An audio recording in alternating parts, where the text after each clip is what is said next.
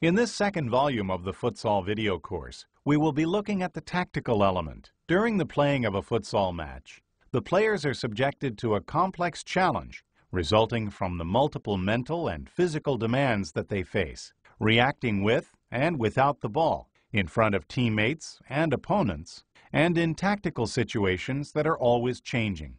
The player must understand the playing field, movements, and actions of the opponents and teammates.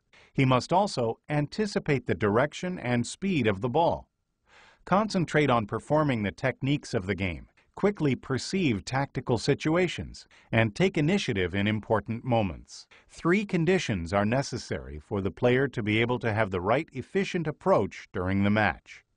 To know how to move within the court, finding open space, and always looking to be in favorable positions to receive the ball. He must be flexible, facing the various situations of the game.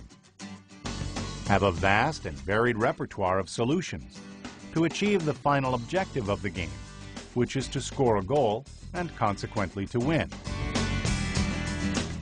At the same time, 2 requirements are fundamental in order for the player to have an efficient tactical approach.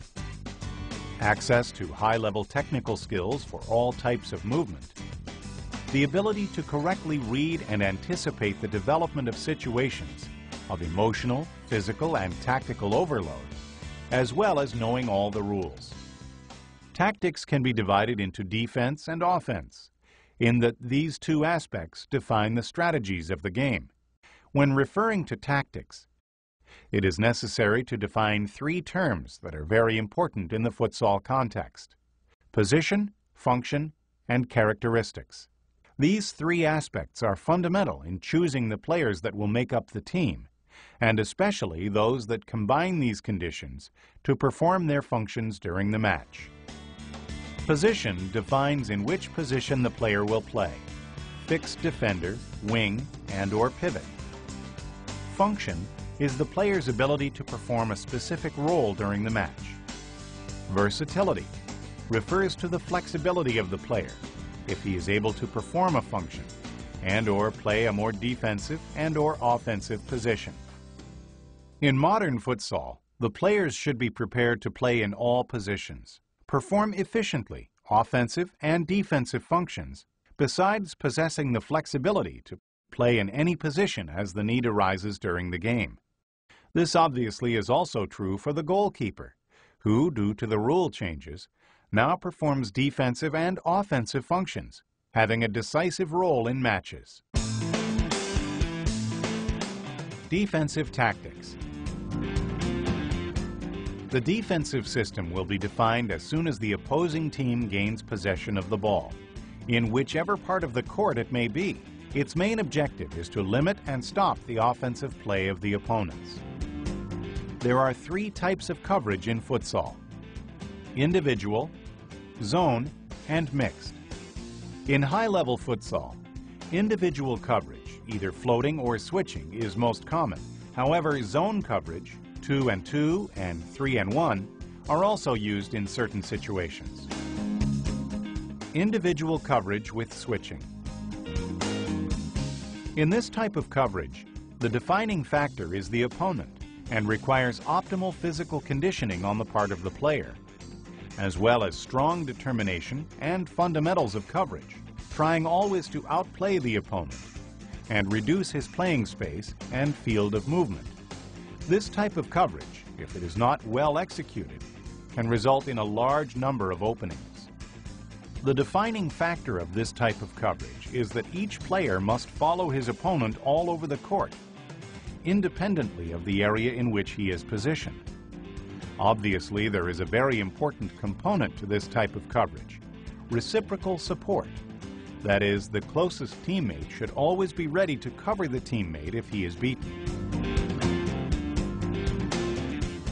3 aspects should be considered for this type of coverage. 1. Basic defensive positioning. The player should always keep his legs bent, his upper body slightly inclined forward, his legs slightly spread, and avoid crossing his legs when moving sideways. 2. Covering the attacker with the ball. The closer the ball is to the goal, the more the defender should approach the attacker, bearing in mind the basic positioning. The player should try to see which is the opponent's stronger leg, and thus try to force him on his weak leg.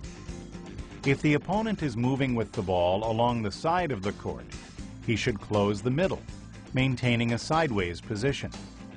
He should stay at a distance of 1 meter from the opposing player, avoiding an immediate challenge.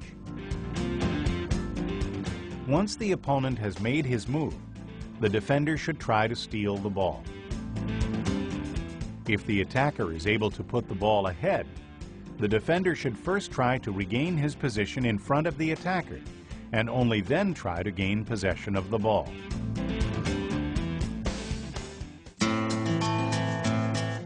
Three, covering the attack without the ball.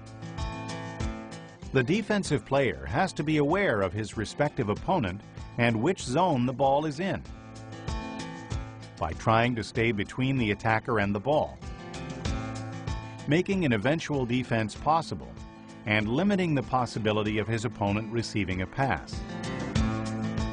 This type of individual pressure coverage is normally used throughout the court, making the opponent's clearances and plays involving the goalkeeper more difficult.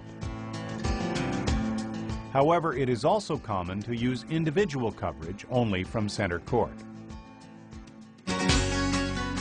Zone coverage. This type of coverage is not very common at the highest level, but is recommended for beginners and intermediate competitions. The defining characteristic of this type of coverage is the area of the court in relation to the ball. In this type of coverage, especially in a smaller court, the court should be divided into areas, and then define which player will be responsible for the coverage in each area. 2-and-2 and 3-and-1 are the types of coverage that are the most common. In 2-and-2 coverage, 2 defenders are up front starting at the half court, and 2 are further back. In 3-and-1 coverage, the formation has 3 players back, 1 covering the middle, 2 on the wings, and 1 covering more up front in the pivot position. Mixed coverage. In this type of coverage, the basics of individual and zone coverage are applied. The coach opts to place one of the defenders in individual coverage on one of the attackers, and the other 3 defenders in zone, each in his respective area. Offensive tactics. A team will be on attack once they gain possession of the ball, considering that offensive maneuvers should be performed, taking into consideration the coordinated movements of each player. With the rule changes, the goalkeeper now plays an important role when a team is attacking, and plays an active role in the offensive maneuvers, as his team has superiority in numbers over the opposing defense. For this reason, it is important to include the goalkeeper. With this modification, the game became more dynamic, making it opportune for the goalkeeper to make a pass from his defensive zone with his hands or feet directly to a well-positioned teammate in the offensive zone. With the tactical evolution of futsal and the rule changes, it has become important that the offensive tactical training be set up so that the players can train the most diverse situations which could occur during a match, be it the kickoff, using the tactical recourse rotating positions with the wings and/or the pivot, or from set plays from free kicks, corners, sideline, or goal kicks, or on offensive plays that can start from any place on the court where possession was gained, or from substitutions and the effective participation of the goalkeeper, who provides numeric superiority on attack. When the goalkeeper ventures forward and possesses advanced technical skills like shooting and passing, his team takes on an additional player on attack, therefore creating a game of 4 defenders against 5 attackers. Consequently, the offensive tactics should be defined according to the following situations: set plays originating from free kicks, sideline kicks, corner kicks, goal throws, maneuvers throughout the game, substitutions, and plays of the goalkeeper.